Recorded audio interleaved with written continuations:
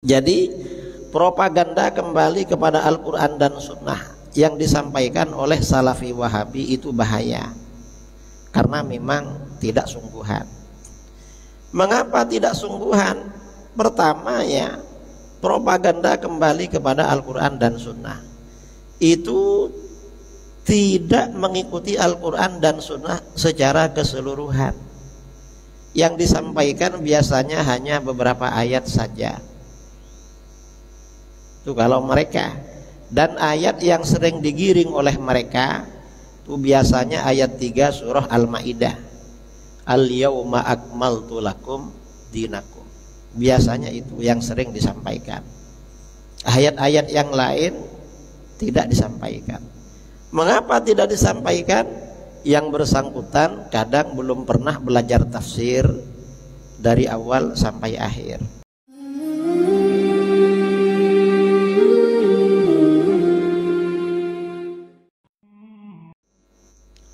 Allahumma salli ala sayyidina Muhammadin tibbil qulubi wa dawaiha wa afiyatil abdani wa shifaiha wa nuril absari wa diyaiha wa qudil arwahi wa ghidaiha wa ala alihi wa sahbihi wa barik wa sallim. Amma ba'du.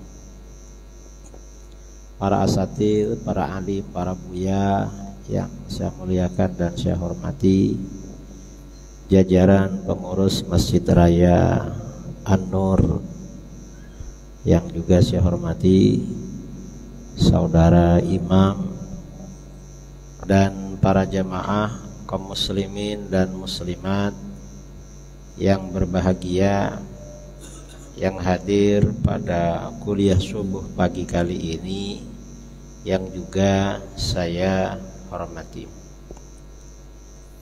Kita sekarang ini memasuki penghujung tahun 2023 Masehi, dan sebenarnya ini bukan kalender kita. Kalau kita ini tahun barunya nanti setelah bulan Syawal, 1 Muharram, itu tahun baru kita.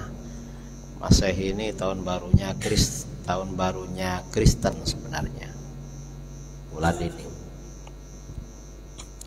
Tapi sekarang ini mengapa pakai tahun Masehi? Karena menjelang kekalahan umat Islam tahun 1840, khilafah Utsmaniyah di Turki anggarannya lagi defisit, akhirnya butuh pinjaman ke Eropa waktu itu. Sultan Utsmani ini butuh pinjaman ke Inggris dan Jerman. Nah, Inggris dan Jerman ini mau memberi pinjaman asalkan kalendernya yang digunakan 2, tidak hanya menggunakan kalender Hijriyah, tapi juga menggunakan kalender Masehi. Akhirnya sejak tahun itu umat Islam mulai menggunakan kalender Masehi untuk urusan keuangan pada waktu itu. Kalau baca dalam sejarah Ottoman atau sejarah khilafah Utsmaniyah di Turki seperti itu. Dan ini memang sesuai dengan nubuat yang diingatkan oleh baginda Rasulullah SAW dalam hadis riwayat Imam Bukhari. Beliau bersabda, la tattabi'unna sanana man qablakum shibran bi shibrin wa dhira'an bi dhira'in hatta law salaku juhra dabbin la salaktumu. Sungguh kamu akan benar-benar meniti, kamu akan benar-benar mengikuti jejak orang-orang sebelum kamu, sejengkal demi sejengkal, sehasta demi sehasta, sedikit demi sedikit, hingga seandainya orang-orang sebelum kamu meniti, melalui atau memasuki lubang biawak, kamu akan memasuki juga. Artinya seandainya orang di luar Islam itu melakukan melalui jalan yang sempit, yang tidak ada jalan tembusnya, kita akan melalui juga katanya. Kata Rasulullah SAW. Para sahabat bertanya, al-Yahud wan Nasara ya Rasulullah, apakah maksudnya orang-orang Yahudi dan orang-orang Nasrani? Rasulullah menjawab, faman, siapa lagi? Artinya umat Islam ini akan mengikuti mereka, akan mengikuti Yahudi Nasrani. Dan ini bukan motivasi. Hadis ini sebenarnya peringatan agar kita tidak mengikuti jejak mereka dalam urusan keagamaan. Dan benar memang umat Islam ini benar-benar mengikuti mereka.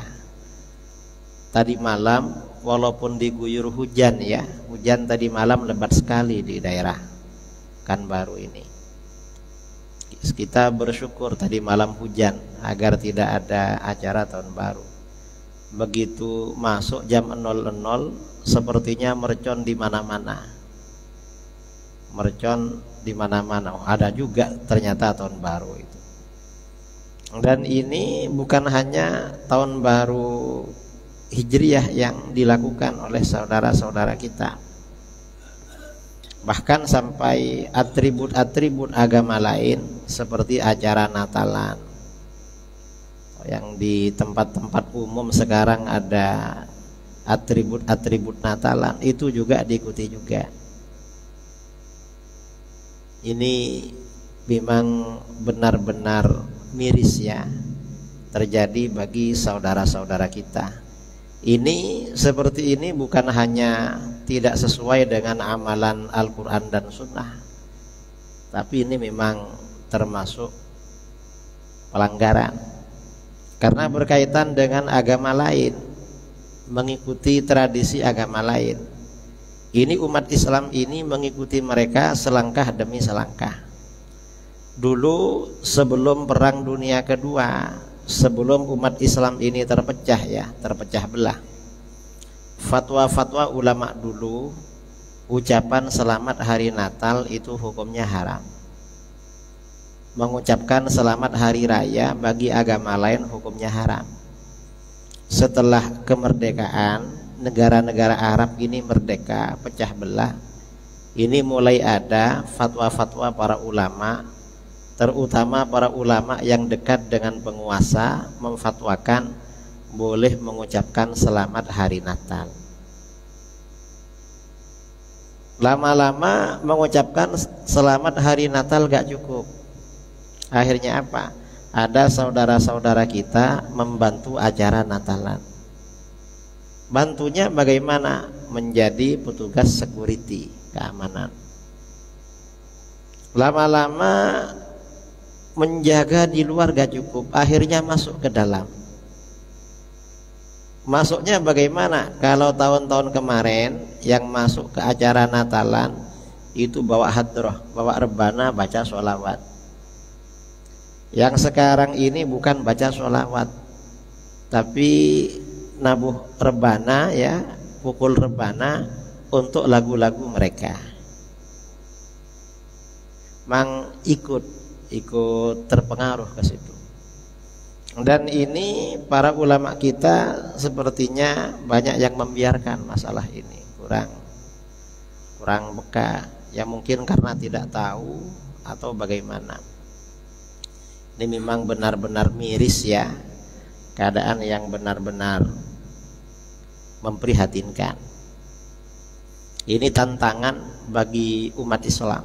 Dan cara seperti ini menarik umat Islam sedikit demi sedikit, itu bagian dari cara kristenisasi. Karena banyak kasus di Jawa, entah kalau di Sumatera ada apa enggak itu. Jadi orang-orang Islam itu satu kampung dikristenkan. Caranya pertama kasih bantuan sembako, dan mereka agak diajak tiap bulan kasih sembako. Lama-lama setelah akrab diajak ke gereja. Ketika ke gereja mereka agak diajak masuk Kristen, cuma diajak ngumpul-ngumpul aja. Lama-lama akhirnya dibawa ikut Kristen. Dan ini terjadi di mana-mana, terutama di daerah yang mayoritas Kristen.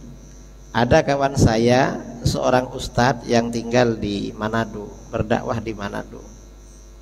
Beberapa hari yang lalu nelpon saya. Saya tanya, ini di mana? Saya di Surabaya, Kiai. Loh, enggak di Manado. Sebelum tanggal 25 saya ke Surabaya. Ada acara apa? Bukan ada acara.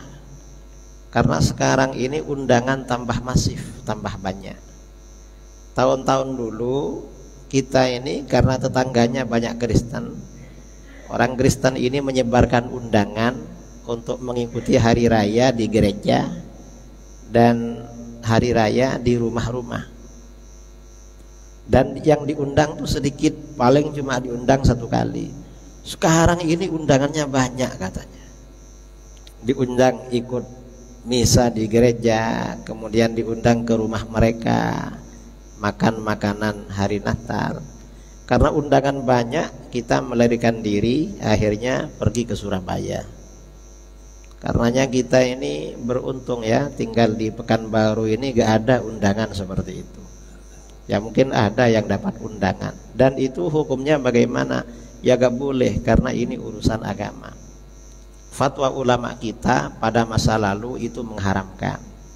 Ini sebenarnya sudah selesai ya, acaranya sudah selesai beberapa hari yang lalu. Tapi ini pengaruhnya luar biasa, pada acara tadi malam. Nah, saudara-saudara yang dimuliakan Allah, tema yang kita bicarakan pada malam ini adalah beramal sesuai dengan Al-Quran dan Sunnah. Kalau kita ini beramal sesuai dengan Al-Quran dan Sunnah, maka kelompok-kelompok Islam yang paling dekat dengan Al-Quran dan Sunnah adalah golongan Ahlus Sunnah wal Jamaah. Mengapa golongan Ahlus Sunnah wal Jamaah? Karena Ahlus Sunnah wal Jamaah ini yang menyebarkan dan mengamalkan ajaran Islam sesuai dengan Al-Quran dan Sunnah. Dan ini hanya bukan propaganda, tetapi memang sungguhan. Sekarang ini, sejak beberapa waktu yang lalu lah, atau mungkin menjelang kemerdekaan, sejak munculnya dan menyebarnya faham Wahabi atau Salafi Wahabi di negeri kita, mereka ini membawa propaganda atau opini kembali kepada Al-Quran dan Sunnah. Dan itu hanya propaganda. Kembali kepada Al-Quran dan Sunnah itu hanya propaganda. Tujuannya apa? Ajakan kembali kepada Al-Quran dan Sunnah ini tujuannya agar kita meninggalkan ulama-ulama kita dulu. Di mana ulama-ulama kita dulu di dalam beragama mengikuti sistem bermadhab. Lalu mereka mengatakan taklid di dalam agama tidak boleh, gak boleh bermadhab, harus kembali pada Al-Quran dan Sunnah. Dan ini propaganda seperti ini bahaya, saudara. Mengapa bahaya? Berarti ini menuntut semua masyarakat termasuk orang awam itu mengetahui dalil. Padahal mewajibkan orang awam mengikuti dalil, mengetahui dalil, ini bukan konsepnya Ahlus Sunnah wal Jamaah. Kata Imam Ibnu Qudamah Al-Maqdisi, Ibnu Qudamah berkata, yang mewajibkan orang awam mengikuti dalil itu Mu'tazilah dulu, aliran sesat. Kalau orang awam ini nggak perlu tahu dalil, karena dalil ini bukan urusannya orang awam. Dalil ini urusannya orang alim. Kalau orang awam ini disampaikan dalil, gak paham sama dalil. Kadang-kadang ya baca bahasa Arab itu tidak ngerti. Sampai-sampai ini menjadi apa namanya? Menjadi candaan di kalangan kiai-kiai Jawa. Orang Ahlus Sunnah ini kalau sholat mau takbiratul ihram biasanya baca usolli fardhus subahi. rakaataini adaan imaman lillahi ta'ala, Allahu akbar, baca usolli. Akhirnya diserang oleh orang-orang Wahabi yang awam, tidak boleh baca usolli. Mengapa? Itu bid'ah, tidak ada hadisnya. Kebetulan Wahabinya orang Jawa, dan yang Aswaja ini orang Jawa. Yang Aswaja agak pandai. Akhirnya apa? Enggak, memang usolli itu ada hadisnya. Di mana hadisnya? Shallu kama ra'aitu muni usolli. Cuma satunya dijawakan, mestinya maknanya shallu kama ra'aitu muni, sholatlah kalian sebagaimana kalian melihat aku usolli, aku sholat. Sama orang Jawa dibilang muni usolli. Muni usolli, bunyi usolli. Jadi kalian sholat bunyi usolli. Ini ada. Ini jadi candaan saja sebenarnya. Karena orang awam diwajibkan mengetahui dalil. Orang awam itu gak harus mengetahui dalil. Mengapa gak harus? Karena memang gak semua orang itu ahli dalil. Wong di kalangan sahabat Rasulullah SAW, yang ahli fatwa itu hanya 10 orang.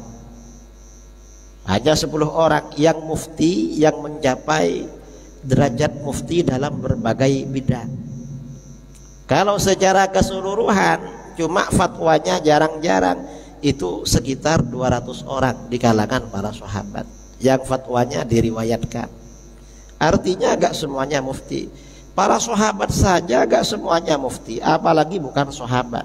Padahal para sahabat itu adalah murid-murid yang dididik dan dikader oleh baginda Rasulullah SAW. Jadi propaganda kembali kepada Al-Quran dan Sunnah yang disampaikan oleh Salafi Wahabi itu bahaya, karena memang tidak sungguhan. Mengapa tidak sungguhan? Pertama ya, propaganda kembali kepada Al-Quran dan Sunnah itu tidak mengikuti Al-Quran dan Sunnah secara keseluruhan. Yang disampaikan biasanya hanya beberapa ayat saja. Itu kalau mereka. Dan ayat yang sering digiring oleh mereka itu biasanya ayat 3 surah Al-Ma'idah. Al-yawma akmaltu lakum dinakum. Biasanya itu yang sering disampaikan. Ayat-ayat yang lain tidak disampaikan. Mengapa tidak disampaikan? Yang bersangkutan kadang belum pernah belajar tafsir dari awal sampai akhir. Kemudian lagi yang kedua, kembali kepada sunnah juga begitu. Kembali kepada sunnah itu maksudnya bukan kembali kepada kitab-kitab hadis seperti yang dipahami oleh para ulama ahli hadis, bukan. Kembali kepada sunnah itu biasanya hanya beberapa hadis, dan yang paling sering disampaikan hadis oleh mereka itu hadis kullu bid'atin dhalalah. Itu kembali kepada sunnah. Kemudian lagi ya, mereka ini mengajak kembali kepada Al-Quran dan Sunnah. Itu pengertiannya ditahrif oleh mereka. Kembali kepada Al-Quran itu maksudnya ayat-ayat Al-Quran yang sudah ditafsirkan secara salah. Kok ditafsirkan secara salah? Ini memang dinubuatkan, disampaikan dalam hadis-hadis Rasulullah SAW. Salah satu contoh hadis riwayat Imam Ibnu Hibban dari Hudzaifah bin Al-Yaman radhiyallahu an, Rasulullah SAW bersabda, innama atakhawwafu alaikum rajulun qara'al Qur'an. Sesungguhnya sesuatu yang aku khawatirkan pada kalian adalah seorang laki-laki yang baca Quran. Baca Quran ini bagus, dianjurkan, tapi di sini Rasulullah khawatir. Mengapa khawatir? Berarti di sini ada masalah. Masalahnya di mana? Hatta idza ru'iyat bahjatuhu alaih, hingga ketika orang itu kelihatan indah karena Al-Quran. Kok indah? Karena Al-Quran bacaannya fasih, suaranya merdu, menjadi imam, jamaahnya ramai. Wasara ridaan lil Islam, dan dia menjadi penolong Islam. Qurannya indah, menjadi penolong Islam. Kok penolong Islam? Mungkin mengajar Al-Quran, mengajar tahsinul Quran, buka rumah-rumah tahfidz, membangun masjid, mengajak orang-orang kembali ke masjid. Setelah begitu, ghayyarahu ila masya Allah, orang tersebut merubah ajaran Al-Quran pada apa yang Allah kehendaki. Ajaran Al-Quran dirubah, saudara. Setelah ajaran Al-Quran dirubah, fansalakha minhu wa nabadhahu wara'a dhahri, lalu dia melepaskan dirinya dari ajaran Al-Quran, dan ajaran Al-Quran dia lempar jauh-jauh ke belakang. Fasa'a ila jarihi bisayf, lalu dia menyerang tetangganya dengan pedang. Tetangganya dibunuh dengan pedang. Mengapa diserang dengan pedang? Waramahu bisyirki, dan dia menuduh tetangganya telah syirik. Para sahabat bertanya, ya Nabi Allah, ayyuhuma aula bisyirki, ar-rami amil marmi. Hai Nabi Allah, siapa dari keduanya yang lebih berhak dianggap syirik, yang menuduh syirik atau yang dituduh syirik? Rasulullah SAW menjawab, balir rami, justru orang yang menuduh syirik yang lebih berhak dianggap syirik. Nah, ini artinya apa, saudara? Di akhir zaman, tanda-tanda aliran sesat itu tampilannya agamis. Penampilannya itu agamis sekali. Itu tanda-tanda salah satu ya aliran sesat. Dan ini jangan dipukul rata. Nanti kalau ada imam kita fasih ya, seperti imam yang tadi, masuk hadis ini, ya bukanlah. Yang hadis ini yang wahabi-wahabi itu. Karenanya yang ahlus sunnah ini perlu juga ya, yang jadi imam yang tahsinul Quran itu fasih-fasih. Karena ini keluhan dari masyarakat di Pekanbaru, khususnya Riau, Kampar dan sekitarnya.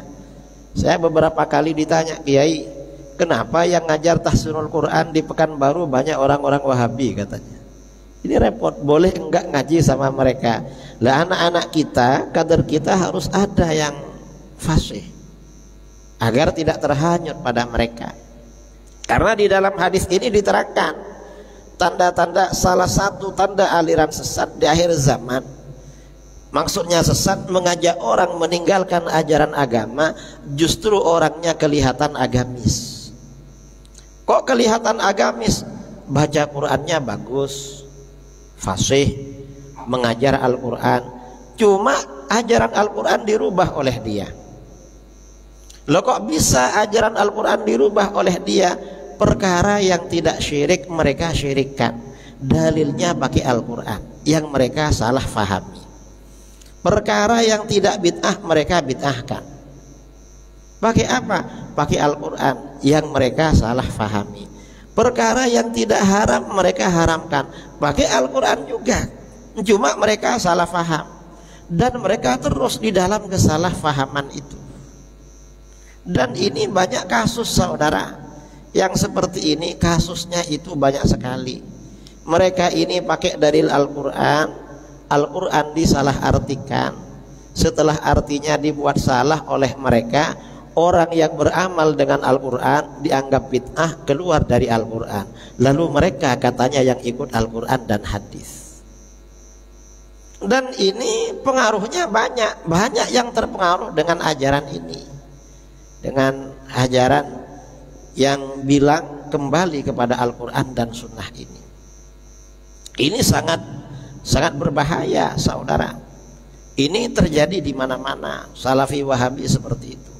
Karenanya para asatid di mana-mana ini perlu memang bikin acara, kemudian kontennya, isinya menjelaskan bagaimana sebenarnya ajaran Al-Quran yang sesungguhnya, ajaran Sunnah yang sebenarnya itu juga bagaimana. Ini perlu. Mengapa? Agar masyarakat tidak terpengaruh dengan faham-faham baru yang menggunakan dalil Al-Quran, tetapi pada dasarnya untuk merubah umat Islam, mengajak umat Islam keluar dari ajaran Al-Quran. Dan ini contohnya banyak sekali. Ini contoh yang sangat kental dengan kita, orang-orang yang rajin ke masjid. Masyarakat kita ini di Indonesia sejak dulu kalau habis sholat itu zikirnya pakai zikir keras, zikir jahar. Kemudian habis sholat kadang langsung bersalaman, kadang setelah doa baru bersalaman, setelah doa bersama. Ini masjid ini kalau dimasuki Salafi Wahabi biasanya gak ada itu. Zikir keras gak ada, doa bersama gak ada, salaman gak ada. Malah kalau orang ngajak salaman mereka tersinggung. Kadang-kadang selain tersinggung mereka ini mukul sama yang ngajak. Diajak salaman dipukul. Ini kasus terjadi sungguhan ini di mana-mana. Ini sebenarnya bagaimana? Yang benar sebenarnya yang dilakukan oleh masyarakat kita, walaupun kita agak menyalahkan. Karena zikir setelah sholat itu sangat dianjurkan. Cuma tata caranya itu perlu jahar apa enggak tergantung. Kalau masyarakatnya kebanyakan masyarakat awam, kalau imamnya zikir pelan, malah jamaahnya tidak berzikir, imam ini dianjurkan zikir jahar. Mengapa dianjurkan zikir jahar? Agar jamaah ikut zikir. Kemudian memimpin doa bersama. Mengapa memimpin doa bersama? Kalau gak ada doa bersama, makmum kita ini gak tahu caranya doa habis sholat. Cara baca doa bagaimana tuh gak tahu. Mengapa? Ya karena gak pernah belajar memang. Kapan mereka mau doa kalau gak dipimpin?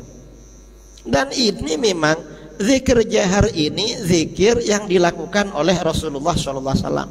Walaupun mazhab kita, mazhab Syafi'i tidak menganjurkan zikir jahar. Tetapi kata beliau, kalau zikir jahar ini untuk pendidikan, agar orang tahu caranya zikir, maka imam dianjurkan zikir jahar. Kita ini dianjurkan karena termasuk pendidikan. Kalau tidak zikir jahar, masyarakat ini gak zikir. Karenanya Rasulullah SAW di dalam hadis-hadis, karena Rasulullah SAW idza sallama min salatihi yaqul bi sautihil a'la la ilaha illallah wahdahu la syarikalah. Rasulullah SAW apabila mengucapkan salam dari sholatnya, beliau berzikir dengan suara yang paling nyaring. Beliau ini suaranya nyaring, para sahabat dengar semua. Karenanya para sahabat tahu bacaan zikir yang dibaca Rasulullah SAW setiap selesai sholat. Mengapa tahu? Kira-kira kalau sahabat tahu bacaan zikir habis sholat, secara logika Rasulullah itu zikirnya dibaca pelan apa nyaring? Berarti nyaring. Begitu dalil seperti ini disampaikan, orang-orang Wahabi bingung. Akhirnya apa? Kata mereka, gak apa-apa zikir nyaring, tapi imamnya saja. Terus jamaahnya gak boleh. Mengapa gak boleh? Karena bid'ah. Jawaban kita, gak bid'ah juga jamaah pakai zikir nyaring. Mengapa? Jamaah pertama dalam Islam, jamaahnya Rasulullah SAW, zikirnya juga nyaring. Karenanya diriwayatkan dalam kitab-kitab hadis, Sahih Bukhari, Muslim, Abu Dawud, Tirmidzi, Musnad Ahmad, semuanya meriwayatkan kata Ibnu Abbas radhiyallahu anhuma, inna raf'as saud bidzikri hina yansharifun nas minal maktubah kana ala ahdin nabi sallallahu alaihi wasallam. Sesungguhnya mengeraskan suara dengan zikir ketika orang-orang selesai sholat 5 waktu itu berlaku pada masa Nabi sallallahu alaihi wasallam. Artinya para sahabat itu zikirnya jahar juga. Dan ini yang lucu saudara, jamaah Salafi Wahabi kalau bermakmum di masjid kita, mereka biasanya milih shaf paling depan di belakang imam. Begitu imamnya baca zikir nyaring, mereka langsung demo turun duluan. Ini banyak kasus, sehingga di daerah saya pernah gaduh dulu. Ada sekolah perguruan tinggi Wahabi. Kalau sholat zuhur, mahasiswanya tuh ke masjid-masjid sekitar dan berdiri di depan. Begitu zikir, langsung turun duluan. Maksud mereka apa? Maksud mereka ini hajar. Saya tanya sama mantan Wahabi, kenapa orang-orang Wahabi begitu? Itu kami dulu kiai katanya. Kenapa? Hajar. Hajar itu artinya melawan kemungkaran. Saya bilang, yang mungkar mereka sebenarnya, bukan kita. Mengapa mungkar? Karena di dalam Sahih Bukhari, Imam Bukhari itu menulis bab qiyamin nas, babun tidharin nas qiyamal imam al-alim. Bab ini menjelaskan bahwa jamaah itu beranjak dari tempat sholat menunggu imamnya. Imam bangun baru jamaah bangun, itu yang sunnah. Kata para ulama, jamaah ini meninggalkan tempat sholat berjamaah itu kapan? Ulama khilaf, ada yang mengatakan kalau imamnya berdiri baru jamaah ikut berdiri. Ada yang mengatakan imamnya berdiri duluan baru jamaahnya. Ada yang mengatakan bareng. Kalau yang berdiri duluan, imamnya belum berdiri, lalu jamaahnya berdiri duluan, ini namanya tidak sesuai sunnah namanya. Tapi gak apa-apa kalau memang ada hajat. Itu dalam Sahih Bukhari diterangkan seperti itu. Nah, mengapa makmum ini menunggu imam untuk berdiri dari tempat sholat? Karena para sahabat dulu begitu. Rasulullah SAW setelah salam, Rasulullah baca zikir, baca doa. Rasulullah baca zikir dan doa. Yang para sahabat ya ikut memang, nggak turun. Baru faidha qam, dalam hadis riwayat Al-Bukhari ya dari Ummu Salamah, faidha qama Rasulullah sallallahu alaihi wasallam qamar rijal. Apabila Rasulullah SAW telah beranjak berdiri dari tempat sholat, maka jamaah laki-laki baru berdiri. Itu caranya, bukan meninggalkan duluan. Ini memang aneh sekarang ini. Kemudian sehabis itu bersalam-salaman. Mengapa bersalam-salaman? Ini dibid'ahkan oleh Salafi Wahabi. Jamaahnya Rasulullah dulu bersalaman dengan Rasulullah SAW. Dan hadisnya ini diriwayatkan oleh Imam Bukhari.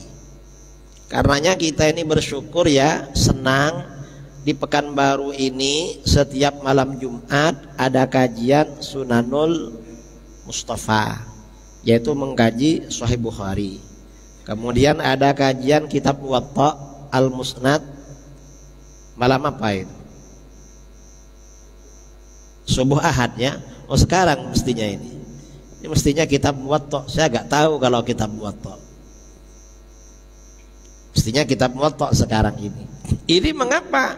Ini dengan mengkaji Sahih Bukhari, masyarakat itu tahu siapa sebenarnya yang beramal sesuai dengan sunnah. Dan ini bukan hanya tata cara zikir setelah sholat yang dibid'ahkan oleh mereka, yang diajak kembali pada Quran dan hadis. Sampai sholat pun juga begitu. Masyarakat kita ini dari dulu sebelum sholat Jumat biasanya sholat qobliyah Jumat. Kalau masjidnya Salafi Wahabi ada nggak sholat qobliyah Jumat? Nggak ada ya. Nggak ada sholat qobliyah Jumat. Kalau kita ini azan Jumatnya berapa kali? 2 kali. Mereka 1 kali. Kita mengapa 2 kali? Kita ini 2 kali karena dalam Sahih Bukhari azan 2 kali. Riwayat Imam Bukhari, azan yang pertama yang kita lakukan itu tambahan dari salah seorang khulafaur rasyidin, yaitu Sayyidina Utsman bin Affan radhiyallahu an. Mereka gak mau azannya Sayyidina Utsman, gak mau azannya Sayyidina Utsman, mereka tidak mau, gak mau sholat qobliyah Jumat. Sudah dibuatkan azan 2 kali, mereka gak mau. Dan yang membuat Sayyidina Utsman, gak mau mereka. Lalu qobliyah Jumat gak mau juga. Mengapa gak mau? Kata mereka, tempatnya di mana? Sholat ya setelah azan pertama itu baru sholat qobliyah Jumat. Sudah ada. Dan Imam Bukhari menganjurkan sholat qobliyah Jumat. Makanya di Sahih Bukhari ada hadis, ada bab ya, babus sholati rakaatain qabdal jum'ah wa ba'daha rakaatain. Bab anjuran sholat sunnah qabliyah Jumat 2 rakaat dan ba'diyah Jumat 2 rakaat. Dan Imam Bukhari di situ dalilnya, dalil sholat qabliyah Jumat yang pertama dalil umum, ya, dalil umum itu dalil anjuran sholat antara azan dan iqamah. Yang kedua dalil khusus cuma pakai kias, dikiaskan dengan sholat qabliyah zuhur. Artinya apa? Yang kita lakukan di Indonesia warisan dari ulama-ulama dulu bermadhab dengan madhabnya Imam Syafi'i, ini sudah sesuai dengan Al-Quran dan Sunnah. Kita tidak perlu ragu-ragu, tidak perlu galau, dan tidak perlu terpengaruh dengan faham baru yang tidak sesuai dengan ajaran Ahlus Sunnah wal Jamaah. Kita ikut ulama-ulama kita dulu, para buya yang hidup pada masa Sultan Syarif Qasim, di mana para ulama Riau ini, kalau saya perhatikan ulama-ulama Riau yang dulu itu bukan belajar di sini, tapi belajarnya ke Arab. Saya jumpa ustadz-ustadz itu ada yang kakeknya katanya alumni Mekah pada masa dulu sebelum kemerdekaan. Artinya memang dari Arab, bukan Arab yang sekarang ini, tapi Arab yang benar pada masa dulu. Nah, saya kira ini yang perlu saya sampaikan dalam kajian subuh ini.